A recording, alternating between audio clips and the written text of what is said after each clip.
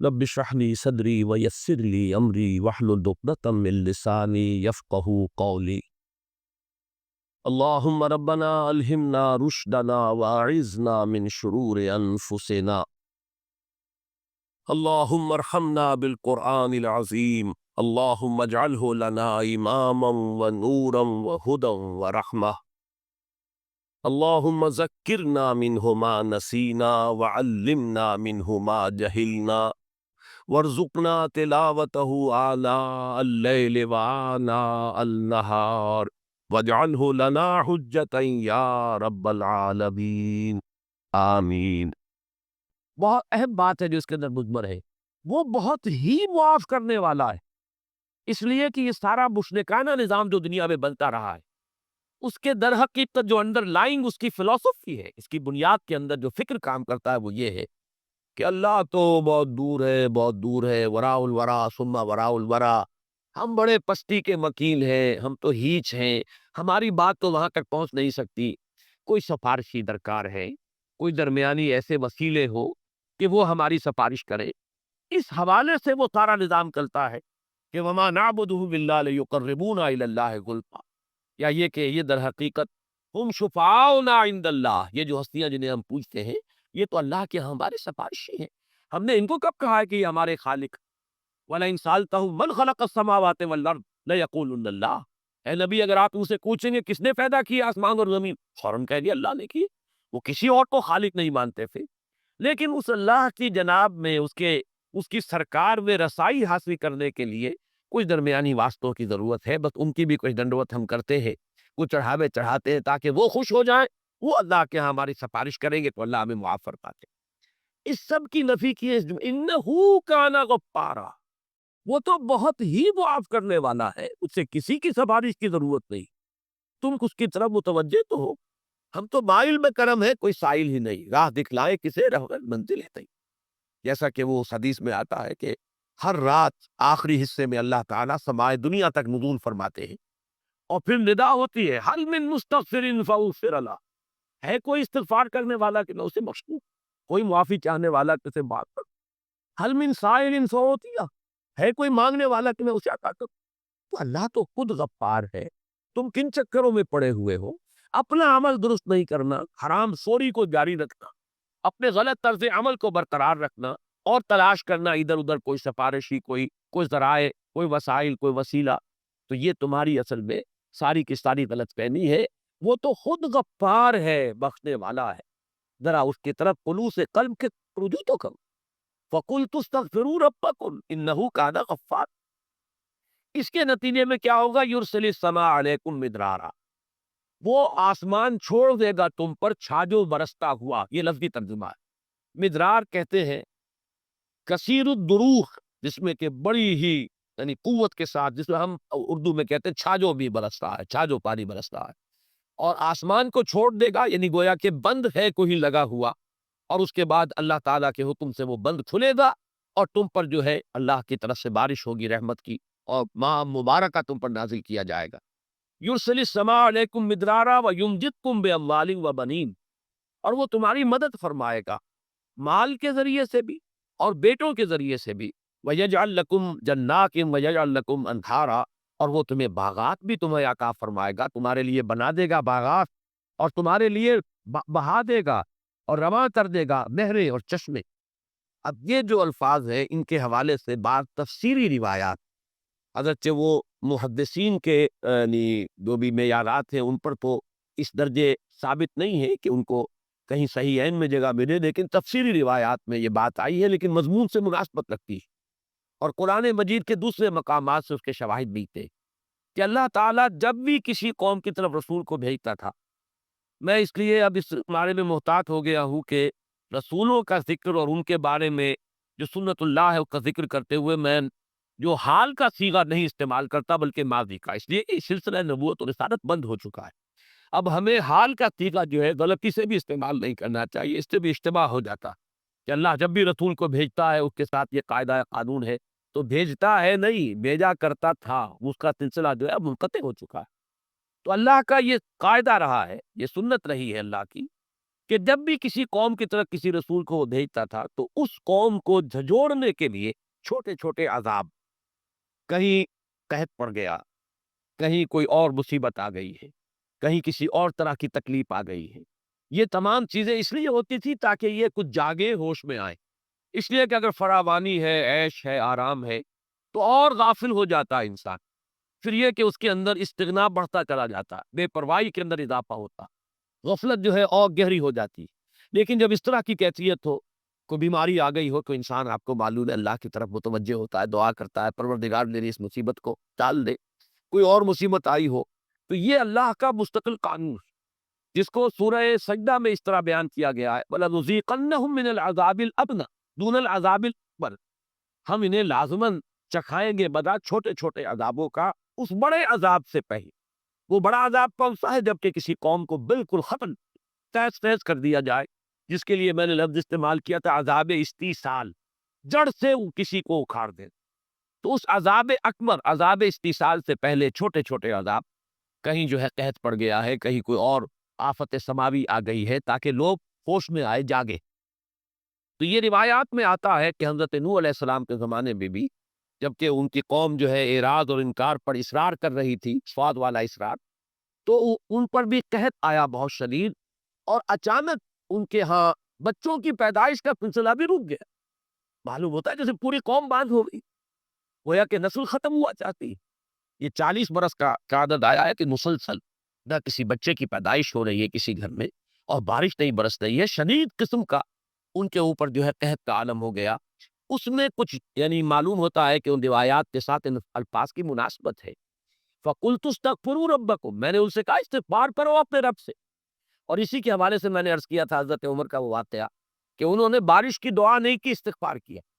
جب لوگوں نے کہا کہ آپ آئے تو تھے بارش کی دعا کے، تو آپ نے فرمایا استغفار ہی تو ہے، اور یہی آیت پیش کی کہ در حقیقت یہ جو ہمارے گناہ ہیں، ہماری تھکائیں ہیں، کوتاہیاں ہیں، وہی تو روک بن جاتی ہیں اللہ تعالیٰ کی رحمت کے راستے میں۔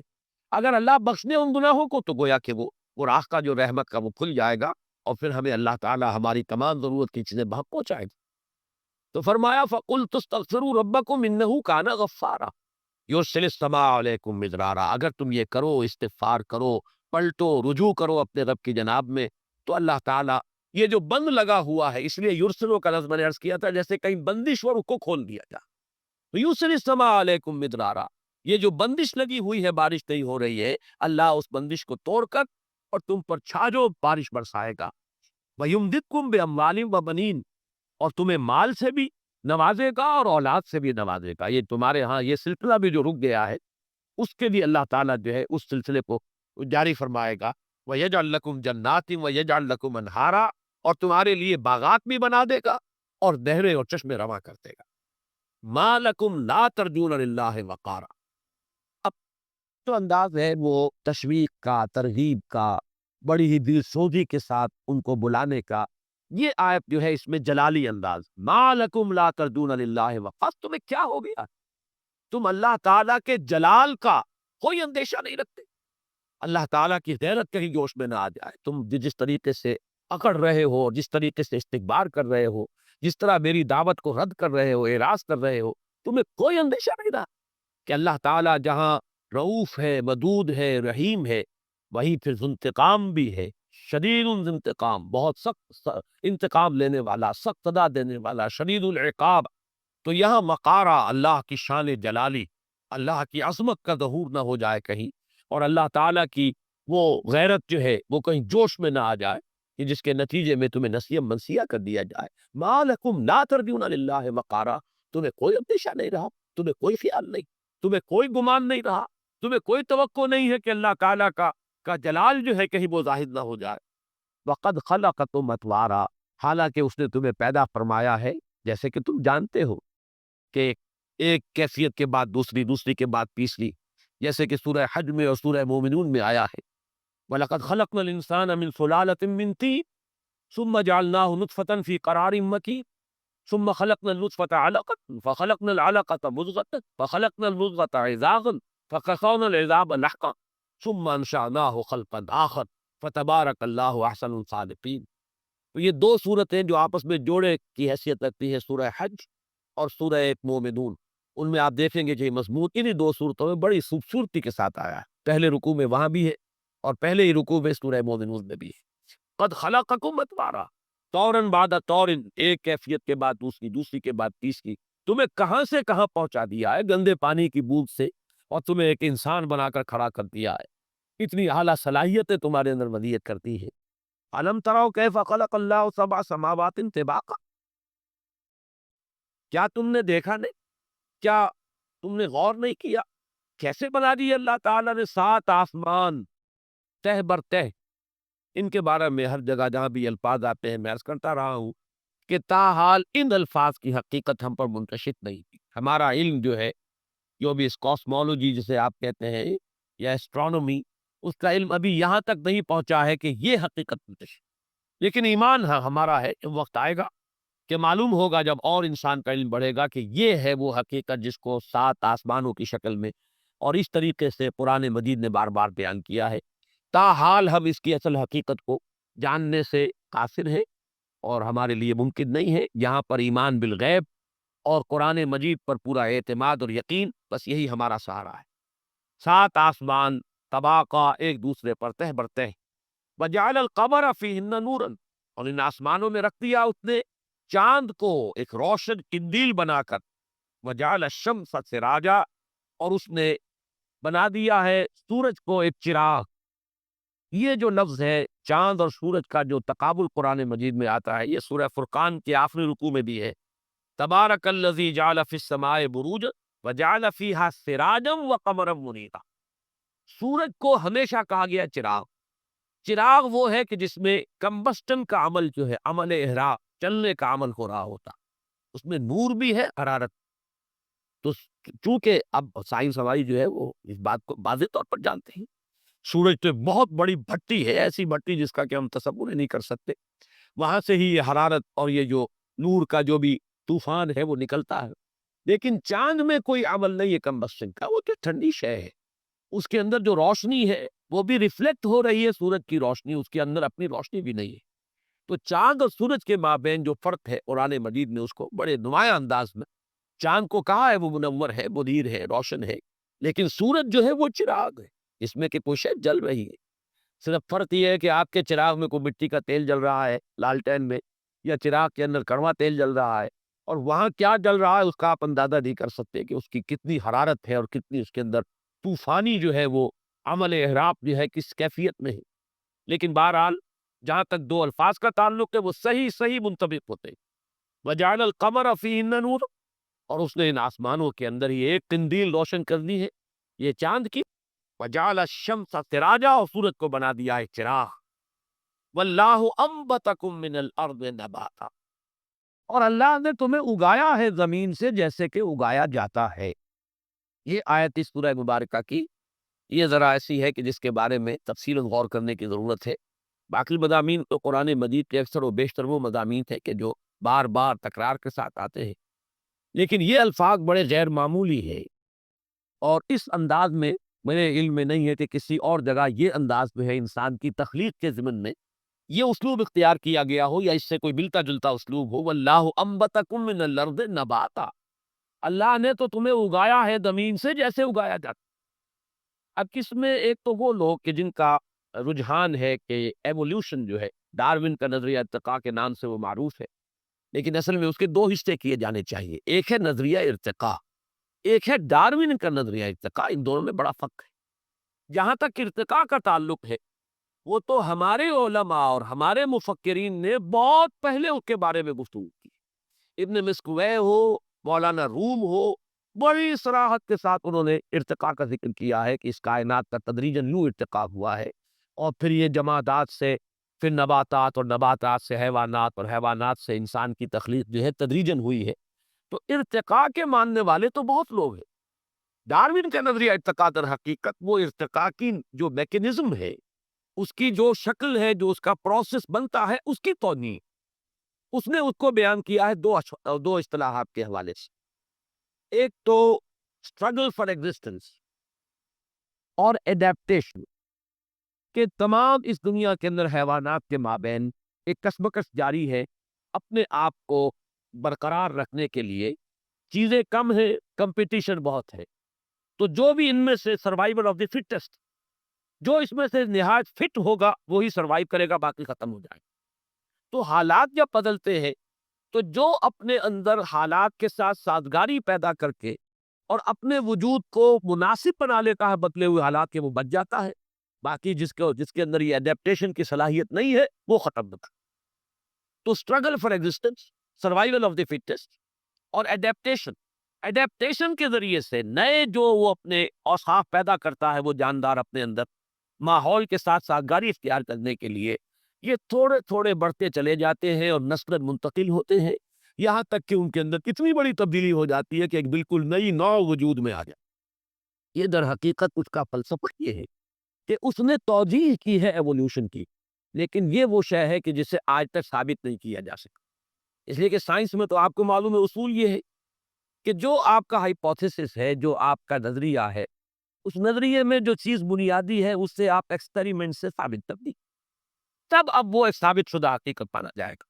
لیکن اگر اس کو آپ ثابت نہیں کر سکتے تو اسپیکولیشن ہے، ایک نظریہ ہے، نظریے کی حیثیت سے برقرار رہے گا، لیکن یہ کہ اس کو لوگ رد بھی کریں گے۔ چنانچہ ڈارون کا نظریہ جو ہے وہ خود بایولوجی کے میدان میں رد کیا گیا، اور بہت سے دوسرے متبادل جو ہے نظریات پیش کیے گئے، اس لیے کہ یہ ثابت نہیں ہو سکا کہ ایکوائرڈ کریکٹر جو ہوتا ہے، کوئی حیوان اپنے اندر جو نئی چیز پیدا کرتا ہے، وہ آیا نسلاً منتقل ہو سکتی ہے؟ وہ آگے نسلاً منتقل نہیں ہوتی، وہ اس انڈیویجول تک رہ جاتی ہے، بات آگے نسلاً منتقل نہیں ہوتی۔ اگر تو یہ ثابت کر دیا جائے ایکسپیریمنٹیشن سے کہ منتقل ہو سکتی ہے، تب تو ڈارون کا جو یہ نظریہ ہے یہ گویا کہ ثابت ہو جائے۔ لیکن جب تک اس کو اسٹیبلش نہ کیا جائے تجربے سے، اس وقت تک وہ نظریہ بحث کرتی ہے۔ لیکن اصل شے کو علیحدہ رکھ لیجیے، میرے نزدیک کیونکہ میرا رجحان ہے اس بات کی طرف کہ میں ارتقاء کو ماننے والوں میں سے بھی، اور ارتقاء کے اندر میرے نزدیک جو شے تبدیلی پیدا کرتی ہے وہ امر اللہ ہے، کن فیکون۔ اللہ تعالیٰ تدریجاً ایک کے بعد دوسرے، دوسرے کے بعد تیسری، ایک سے دوسری جو نو پیدا کر رہا ہے، اس میں یہ نہیں ہوتا ہے کہ ایکوائرڈ کریکٹرز جو ہے خود بخود ٹرانسمٹ ہو جائیں، بلکہ اس کے اندر تبدیلی ہر مرحلے پر لفظ کن کے ذریعے سے، اللہ کے امر کے ذریعے سے وہ تبدیلی آتی۔ اس بات کو اگر سمجھ لیا جائے، اس کو مان لیا جائے، تو پھر نظریہ ارتقاء کے اندر نہ کوئی کفر رہا نہ کوئی شرک رہا۔ اس کی اسلام کے ساتھ اب کوئی یوں سمجھیے کہ مقابلے یا مخالفت کا مسئلہ نہیں۔ اس کی مثال جو میں دیا کرتا ہوں وہ یہ ہے کہ ایک تصور تو یہ ہے کہ کوئی اوپر سے کوئی دیوتا ہے یا دیوی ہے یا اللہ ہے، کچھ چھاگ ہے، اس میں سے وہ پانی برسا رہا ہے، ایک یہ تصور ہو سکتا ہے، توہماتی تصور۔ ایک تصور یہ ہے کہ نہیں صاحب، یہ تو ہم نے جان لیا، ہمیں معلوم ہو گیا بارش کیسے برستی ہے، وہ تو سمندر سے بخارات اٹھتے ہیں، پھر وہ اوپر جاتے ہیں، ٹھنڈے ہو جاتے ہیں، تو وہ پھر بادلوں کی شکل اختیار کرتے ہیں، پھر ہوائیں ان کو لے کر دور دراز جگہ پر جاتی ہیں، پھر وہ کہیں پہاڑوں سے ٹکراتے ہیں یا کوئی اور ایٹماسفیرک کنڈیشنز کی تبدیلی کی وجہ سے وہ بارش کی شکل میں یا برف کی شکل میں زمین پر آتے ہیں۔ یہ ایک سائیکل ہے۔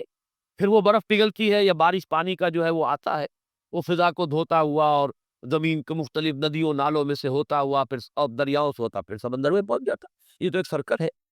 یہ ایک سرکل ہے جو چل رہا ہے، واٹر سائیکل۔ اب یہ کہ اگر تو آپ یہ سمجھیں کہ یہ خود بخود ہو رہا ہے تو یہ کفر ہوگا۔ اگر آپ یہ کہیں کہ یہ سب کچھ اللہ کر رہا ہے، یہ اس میں رب سے ہے، یہ قانون اللہ کا بنایا ہوا ہے، تو اس قانون کو مان کر اس کے معنی نفی نہیں ہو جائے گی اللہ کی قدرت کے یا اللہ کی الوہیت کے یا اللہ کی حاکمیت کے، بلکہ اللہ نے یہ قاعدہ بنایا، اللہ نے یہ قانون بنایا۔ اسی طرح ارتقاء میں اگر حکم خداوندی، اذن خداوندی کو آخری فیصلہ کل بات مانی جائے تو پھر اس کے بعد اس میں کوئی کفر یا الحاد نہیں۔ لیکن اگر یہ سمجھا جائے کہ یہ آٹومیٹک خود بخود اس طریقے سے ہو رہا ہے جیسے کہ ڈارون نے کہا، تو یقیناً پھر وہ مذہب سے اور مذہب کی تعلیمات سے بہت دور لے جاتا ہے انسان کو۔ اور آج مغرب میں سب سے بڑا المیہ یہی ہے۔ در حقیقت مذہب سے سب سے زیادہ دور کرنے والی شے سائنس کے میدان میں یہ نظریہ ارتقاء ہے، اور کوئی دوسری شے نہیں ہے۔ فزکس کے میدان میں کوئی شے ایسی نہیں ہے کہ جو مذہب سے آپ کو دور لے جانے والی۔ کیمسٹری کے میدان میں کوئی شے ایسی نہیں ہے جو ٹکراتی ہو مذہب کے ساتھ۔ یہ صرف یہی معاملہ ہے کہ ڈارون کے نظریہ ارتقاء نے جو توجیہ پیش کی ہے، اس کے نتیجے میں الحاد اور کفر جو ہے وہ خود بخود ذہنوں کے اندر بیٹھ جاتا ہے۔ امریکہ جیسے ملک کے اندر ایک بڑا سٹرونگ ریزنٹمنٹ ہے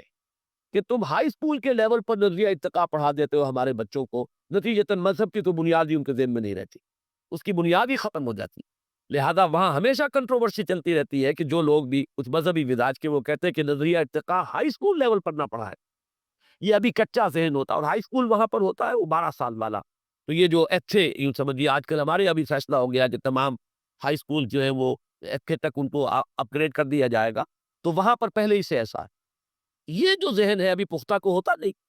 اور بہت ریسیپٹیو ہوتا ہے، جو چیز آتی ہے ذہن میں بیٹھ جاتی ہے۔ اس مرحلے پر تم پڑھاتے ہو تو وہ تو اسے سمجھتا ہے کہ بس یہی واقعہ ہے اور ایمان لے آتا ہے، اور جس نے اس چیز کو اس شکل میں مان لیا، اب اس کے لیے دین اور آخرت اور اللہ اور خدا اور یہ سب تمام چیزیں جو ہے وہ بالکل یوں سمجھیے کہ irrelevant ہو جاتی ہیں، ان کا کوئی بحث کا موقع نہیں۔ یہ تصور ذہن میں رکھے۔ باقی اس آیت کے اندر ایک نقشہ ہے، دیکھیے، پودا، پلانٹ اور کوئی حیوان، اس میں فرق کیا؟ باقی سارا میکینزم وہی ہے۔ پلانٹ جو ہے وہ گویا کہ گڑا ہوا ہے زمین میں، وہ ہل نہیں رہا۔ یہ تو سارا میکینزم بایولوجی، آپ کو معلوم ہے بایولوجی جو علم الحیات 2 حصوں میں تقسیم کرے گی، زوالوجی اور باٹنی۔ وہ علم نباتات ہے، یہ علم الحیوانات ہے۔ دونوں کو گروپ کرتے ہیں بایولوجی کے اندر کہ لائف اس میں بھی ہے، لائف اس میں بھی ہے۔ لیکن یہ پودا جو ہے یہ گڑا ہوا ہے ایک جگہ، جبکہ حیوان چل رہا۔ باقی تو ساری فزیولوجی وہی کی وہ ہے۔ اس اعتبار سے اس کے اندر انبتکم من الارض نباتا ایک گویا کہ اشارہ ضرور موجود ہے کہ اس طریقے سے تدریجاً ارتقاء ہو کر انسان تک یہ عمل جو ہے تخلیق انسان تک پہنچا ہے۔ اور اگر اس طرف ذہن نہ آئے یا آدمی نہ چاہے اس انداز میں سوچنا، تب بھی ایک مفہوم موجود ہے، اور اس کا تقابل ہوگا آگے جو آیت آ رہی ہے کہ بعث بعد الموت میں تو اللہ تعالیٰ تمہیں قبر سے نکال لے گا جیسے نکالا جاتا ہے۔ وہاں یہ نہیں ہوگا کہ پھر بچے کی شکل میں کوئی آئے، پھر اس کی تدریجاً ترقی ہو، جیسے پودا ہے بڑھ رہا ہے، بڑھتا چلا جا رہا ہے، ابھی وہ صرف 2 پتیاں تھی، پھر آگے بڑھا، پھر آگے بڑھا، پھر تناور درخت بنا۔ اسی طریقے سے انسان کا بچہ ہے، وہ پیدا ہوا تو بہت ہی یوں سمجھیے کہ عاجز اور لاچار، بڑی مشکل سے تو وہ کھڑا ہونا سیکھتا ہے، پھر وہ بڑھتا ہے، اس کا قد جو ہے اونچا ہوتا چلا جاتا ہے۔ یہ اس تخلیق اول میں تو ایسا ہے، واللہ انبتکم من الارض نباتا۔ یہاں تو تم جیسے پودا اوپر پروان چڑھتا ہے اور اوپر جاتا ہے، ایسے ہی تم نے بھی 20 سال لیے ہیں اپنے اس قد تک پہنچنے میں، یا اپنے اس جسم کی اس پختگی کو پہنچنے میں۔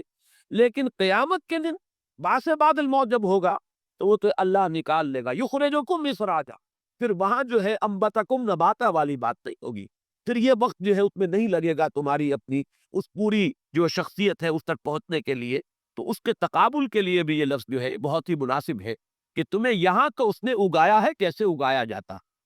جیسے پیڑ تدریجاً بڑھتا ہے ایسے ہی تم بھی بڑھے ہو، لیکن یہ ہے کہ وہاں جب معاملہ ہوگا تو اس کے لیے الفاظ بعد میں آ رہے ہیں۔ بہرحال اس میں ایک اشارہ موجود ہے اس ارتقاء کی طرف بھی۔ ایک تو ہے ایک فرد کا پودے کی طرح آگے بڑھنا، ایک ہے اس پوری جو حیواناتی کنگڈم ہے، اینیمل کنگڈم، اس کے اندر تدریجاً ارتقاء ہوتے ہوئے۔ اور عجیب بات یہ ہے کہ یہ بایولوجی میں بھی اس کو کہا جاتا ہے ٹری آف ایوولوشن، یہ درخت ہے ارتقاء کا، اور اس ٹری آف ایوولوشن کے ٹاپ پر ہومو سیپین جو ہے وہ انسان کا بایولوجیکل نیم ہے۔ Homo sapien stands at the top of that evolution tree. تو وہاں بھی ایک تصور جو ہے وہ درخت سے کر دیا جاتا ہے، اور اس میں سے شاخیں نکلتی ہے درخت میں سے،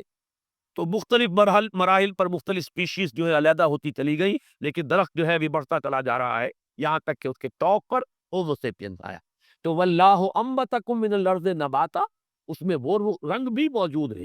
اور یہ کہ عام معنی میں یہ بھی کہ جس طرح پودا تدریجاً بڑھتا ہے اور بلند سے بلندتر ہوتا ہے یہاں تک کہ اپنی وہ جو پوری اس کی ہے اونچائی وہاں تک پہنچ جاتا ہے، اسی طرح تمہیں بھی اللہ نے اسی طرح اگایا ہے۔ فرق صرف یہ ہے کہ تم چلتے پھرتے اگے ہو، بڑھے ہو، اور وہ پودا جو ہے وہ ایک جگہ پر گڑا ہوا جو ہے وہ بڑھتا ہے، اور اس کے سوا کوئی فرق نہیں۔ واللہ انبتکم من الارض نباتا ثم یعیدکم فیہا، پھر وہ تمہیں اس کے اندر دوبارہ لے جائے گا، وَيُخْرِجُكُمْ إِخْرَاجًا، تمہیں نکال لے گا جیسے نکالا جاتا۔ یہ گویا کہ ایسے جیسے کسی جگہ پر صندوق میں کوئی چیز رکھی ہوئی اور نکال دی، اب اس میں کوئی ارتقاء وغیرہ کا مسئلہ نہیں ہے۔ وہ جو بعث بعد الموت ہے وہ دفعتاً تھے، وہ اچانک ہوگی، اس کے اندر یہ ارتقائی عمل نہیں ہوگا، نہ وہ ارتقاء لمبا عمل، اور نہ یہ ایک فرد کا ارتقاء جو ہو رہا ہے کہ وہ کتنا وقت لیتا ہے اپنی قوت اور شدت کو پہنچنے میں، وہ نہیں، وہ یخرجکم اخراجا، تمہیں وہاں سے نکال لے گا جیسے نکالا جاتا ہے، جیسے کوئی چیز بنی بنائی کہیں موجود ہے اور وہاں آپ نے ہاتھ ڈالا اور نکال لیا، ایسے ہی اللہ تعالیٰ تمہیں اس زمین سے دوبارہ نکال دے گا۔ واللہ انبتکم من الارض نباتا ثم یعیدکم فیہا ویخرجکم اخراجا واللہ جعل لکم الارض بساطا، اور اللہ تعالیٰ نے تمہارے لیے زمین کو ایک فرش بنا دیا ہے، بچھونا بنا دیا، اس میں تمہارے لیے ساری چیزیں، تمہاری آسائش کی، آرام کی، تمہاری ساری ضروریات۔ آج کل کو آپ نے سنا ہوگا ایسے بیڈز بنتے ہیں، ان کے $10,000 اس کی ایک ایک بیڈ کی قیمت ہوتی ہے، کہ اسی میں سب کچھ اس بیڈ کے اندر ہی سب کچھ ہے۔ ایک بٹن دبائیے تو یہ ہو گیا، اور دوسرا بٹن دبائیے تو یہ چیز نکل آئی، اور تیسرا بٹن دبائیے تو وہیں پہ بیٹھے بیٹھے بیڈ کے اندر وہ ساری آپ کی ضرورتیں پوری ہو جاتی ہیں۔ تو اللہ تعالیٰ نے ایسا بستر بنایا ہے اس زمین کو کہ اس کے اندر تمہاری تمام ضروریات اس نے فراہم کر دی۔ واللہ جعل لکم الارض بساطا لتسلکوا منہا سبلا فجاجا، تاکہ تم اس کے اندر چلو، اور وہ راستے تنگ راستے، فج کہتے ہیں گھاٹی کو، فج عمیق یہ لفظ آیا ہے سورہ حج میں بھی، کہ دو پہاڑوں کے درمیان، اور خاص طور پر کیونکہ مخاطب اول جو ہے قرآن مجید کے وہ حجاز کے لوگ ہیں، عرب کے لوگ ہیں، اور حجاز جو ہے پہاڑی سلسلوں پر مشتمل ہے، تو ان میں جو بھی راستے بنتے ہیں وہ در حقیقت گھاٹی کی شکل میں ہوتے ہیں، ادھر بھی پہاڑ ادھر بھی پہاڑ، کہیں اوپر جا کر پھر وہ درے کی شکل بن جائے گی۔ تو یہ اللہ نے تمہارے لیے راستے بنا دیے ہیں، اونچے اونچے پہاڑ ہیں، لیکن انہی میں ایسے درے رکھ دیے ہیں کہ آسانی سے تم ان کو کراس کرتے ہو اور اس زمین کے اندر گھومتے پھرتے۔ اب یہ تو گویا کہ حضرت نوح علیہ السلام کی دعوت، اب اس میں کس اسلوب سے، کس انداز سے، کس پیرائے میں، کتنے دل نشین انداز میں انہوں نے باتیں کی ہیں، اللہ تعالیٰ کی عظمت کو کیسے واضح کیا ہے، اللہ کی خلاقی کا کیسے ان کو تصور دیا ہے، یہ ساری چیزیں ہر داعی دین کے لیے، جو بھی اللہ کی طرف لوگوں کو بلانا چاہتا ہو، داعی اللہ، اسے ایک ایک لفظ کو اچھی طرح سمجھنا چاہیے کہ یہ ایک گویا کہ کردار ہمارے سامنے آ رہا ہے، نمونے کا کردار، اور اسی میں یوں سمجھیے کہ حضور صلی اللہ علیہ وسلم کی شخصیت موجود ہے، اسی انداز میں حضور بلا رہے تھے۔ یہی مراحل تھے، پہلے وہ بالکل پرسنل کانٹیکٹ کے ذریعے سے دعوت، پھر اس کے بعد اعلان دعوت، لیکن اس کے بعد یہ کہ وہ سلسلہ جو ہے اثر تو لہو اسرارہ والا سلسلہ بھی جاری رہا، اور یہ دعوت آگے بڑھی ہے۔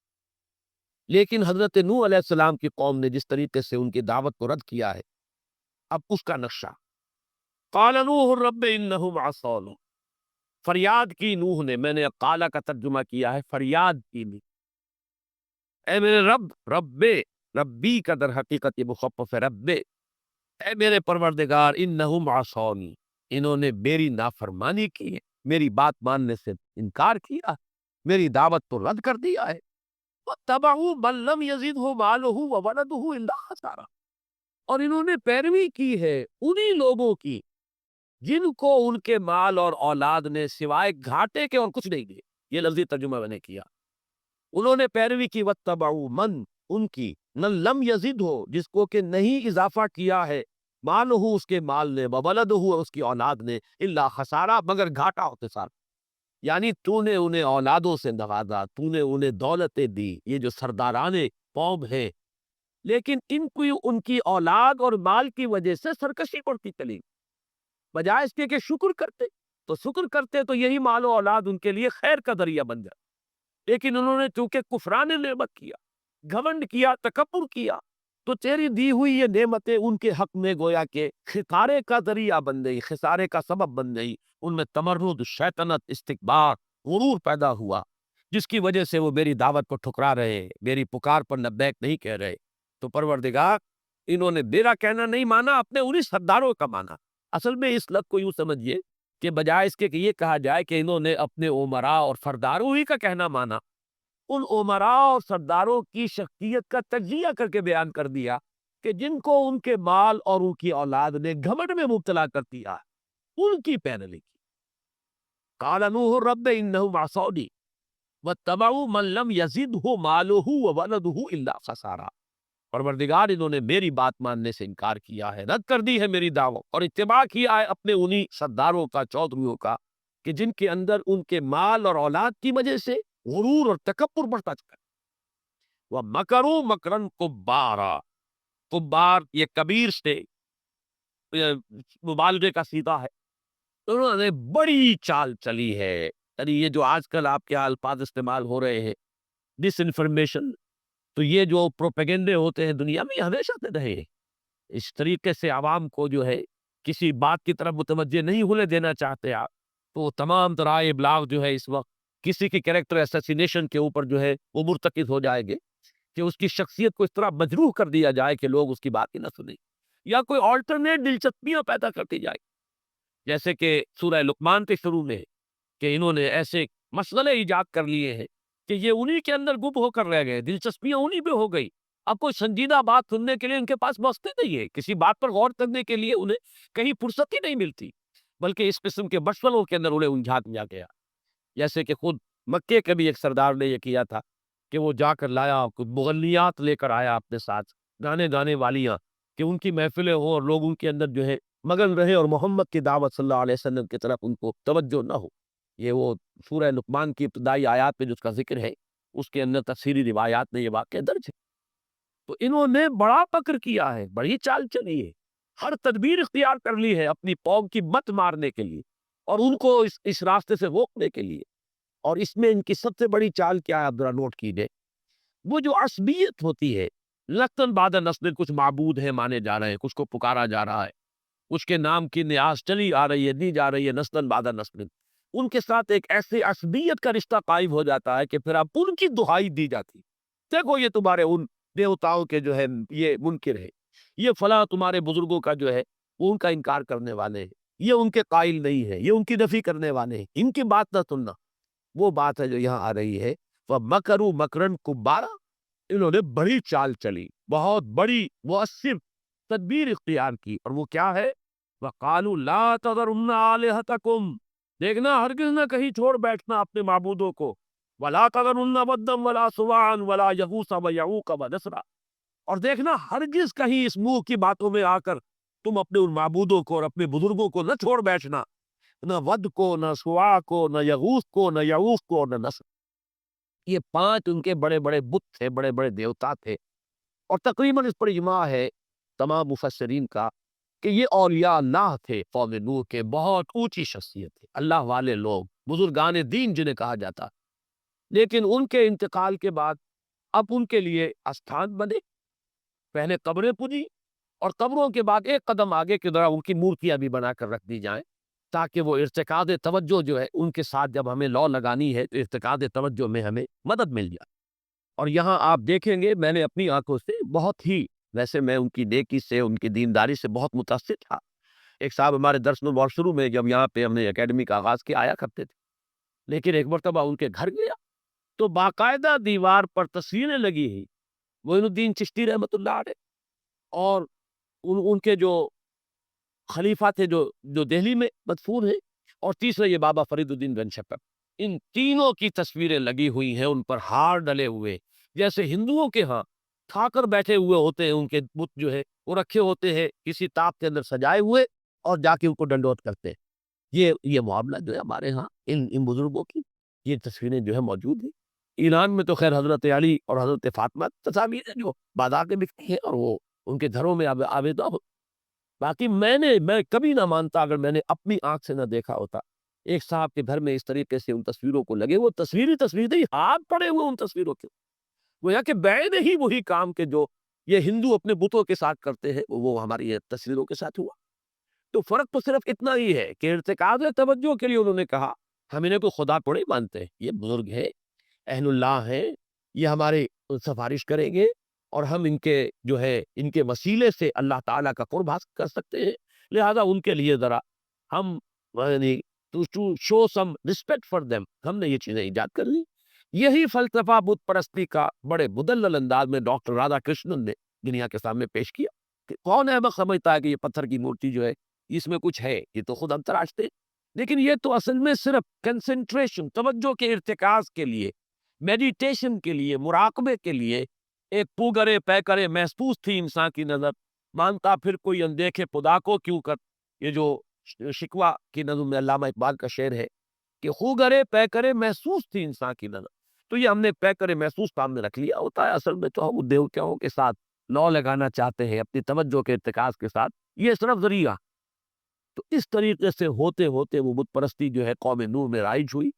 اور ان بتوں کے بارے میں مزید تحقیق یہ ہے کہ یہ نام اتنے پختہ ہوئے کہ حضرت نوح کی قوم تو ساری ہلاک ہو گئی وہ، لیکن یہ نام چلے اور عرب میں مختلف قبیلوں کے بتوں کے یہی نام تھے، معلوم ہو رہا ہے وہ تسلسل جو ہے ان کا، وہ کلچرل کنٹینیوٹی جو ہے وہ برقرار نہیں۔ یہی ود اور یہی سوا اور یغوث مختلف قبیلوں کے یہ دیوتا تھے، اور ان کے بت جو ہے مختلف جگہوں پر رکھے ہوئے تھے، انہیں پوجا جاتا تھا۔ تو انہوں نے یہ کہا کہ دیکھنا کہیں ان کی بات میں نہ آ جائے، یہ تمہیں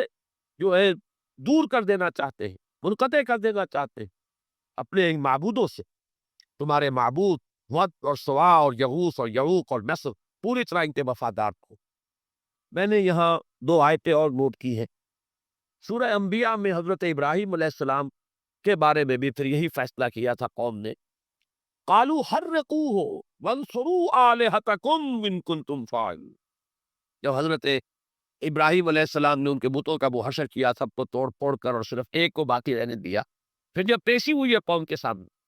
اور جب لاجواب بھی ہو گئے حضرت ابراہیم کی بات کا کچھ جواب، لیکن کہا کیا؟ حرقوہ، جلا دو اس کو، جلا کے راکھ کر دو، وانصروا آلہتکم، اپنے معبودوں کی مدد کرو، یہ وقت آ گیا ہے، کھڑے ہو جاؤ اپنے معبودوں کے لیے، ان کی حرمت کے لیے، کٹ مرو ان کی حرمت کے اوپر، وانصروا آلہتکم ان کنتم فاعلین، اگر تمہیں کچھ کر گزرنا ہے۔ اور سورہ صاد میں فرمایا گیا فَانْطَلَقَ الْمَلَأُ مِنْهُمْ أَنِ امْشُوا وَاصْبِرُوا عَلَىٰ آلِهَتِكُمْ۔ جب حضور صلی اللہ علیہ وسلم نے دعوت، جی چلو چلو یہاں سے، یہ ہمارے معبودوں سے منحرف کرنا چاہتا ہے ہمیں، اپنے معبودوں پر جمے رہو، وَانْصُرُوا وَاصْبِرُوا عَلَىٰ آلِهَتِكُمْ، اپنے معبودوں پر جمے رہو، اپنے معبودوں پر پوری طرح ان کے ساتھ منسلک رہو، جڑے۔ یہی بات وہ ہے جو یہاں آئی، وَقَالُوا لا تذرن آلهتكم ولا تذرن ودا ولا سواعا ولا يغوث ويعوق ونسرا وقد اضلوا كثيرا ولا تزد الظالمين الا ضلالا۔ اور پروردگار، انہوں نے بہت سو کو گمراہ کر، اضلوا کا فاعل جو ہے بت بھی ہو سکتے ہیں، اس لیے کہ حضرت ابراہیم علیہ السلام کی دعا میں یہ لفظ آیا ہے انہن اضللن کثیرا من الناس، پروردگار ان بتوں نے، وجنبنی و بنی ان نعبد الاصنام، پروردگار مجھے اور میری اولاد کو، میری نسل کو بچائے رکھیو اس سے کہ ہم بتوں کی پرستش کریں۔ انہم اضللن کثیرا من الناس، انہوں نے تو بہت لوگوں کو گمراہ کیا۔ تو یہ اضلو کے اندر ہو سکتا ہے کہ اس کی ضمیر اس آیہ مبارکہ پر اگر قیاس کیا جائے تو ان بتوں ہی کی طرف جائے، یا یہ کہ ان لیڈروں کی طرف کہ جنہوں نے یہ کہا کہ اپنے بتوں کے اوپر جمے رہو، ڈٹے رہو، پورے استقلال کے ساتھ اپنے موقف پر، اپنے آباء و اجداد کی جو رسمیں و ریتیں ہیں ان کے اوپر جمے رہو۔ تو یہ ہو سکتا ہے کہ ان کے ان لیڈروں اور ان کے ان عمراء اور سرداروں کی طرف اس کی ضمیر جو ہے، ضمیر فاعلی اس کی طرف ہو۔ وَقَدْ أَضَلُّوا كَثِيرًا وَلَا تَزِدِ الظَّالِمِينَ إِلَّا ضَلَالًا۔ اور اے رب میرے، اب تو ان ظالموں کے لیے مت اضافہ کیجو مگر مزید گمراہی۔ یہ ہے تلخ ترین دعا جو اب شروع ہو رہی ہے۔ اس دعا کے لیے آپ کو قرآن مجید میں دوسری نظیر ملے گی۔ یہ نہیں کہا جا رہا کہ اللہ ان پر عذاب بھیج دے، بلکہ کہا کیا جا رہا ہے اب ان کا اضافہ گمراہی ہی کا ہونا چاہیے، اور گمراہ ہو یہ بدبخت، اس لیے کہ اگر تو نے اب انہیں ہدایت کی توفیق دے دی تو پھر تو یہ یہی بات اب میں آپ کو وہ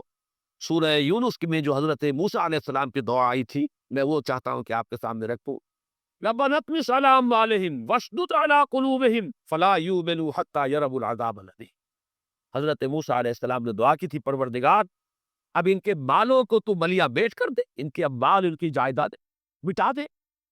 اور واشدد على قلوبهم، ان کے دلوں پر گرہ لگا دے کہ یہ ایمان نہ لائیں جب تک کہ وہ عذاب کو اپنی آنکھوں سے نہ دیکھیں۔